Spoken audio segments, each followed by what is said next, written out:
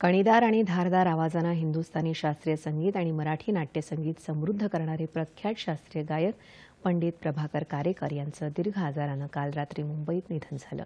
ते 80 वर्षांचे होते। गेल्या 3 वर्षांपासून ते यकृताच्या आजारानं ग्रस्त होते। प्रभाकर कारेकर यांचं पार्थिव दादर इथल्या त्यांच्या घरी आज अंत्यदर्शनासाठी ठेवण्यात आलं आहे।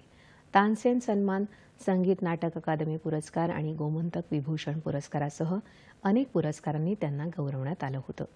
नभमेघांनी आक्रमिले, बोलावा विठ्ठल, पहावा विठ्ठल, करिता विचार सापडले वर्म, वक्रतुंड महाकाय अशा गाजलेल्या गाण्यांसह ठुमऱ्या, नाट्यपद, गायकीमध्ये प्रभाकर कारेकर यांनी महत्त्वाचं योगदान दिलं।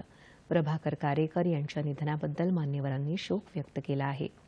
हिंदुस्थानी संगीताचा स्वर प्रभाकर दिगंतात विसावला अशा शब्दात मुख्यमंत्री देवेंद्र फडणवीस यांनी कारेकरांना श्रद्धांजली वाहिली।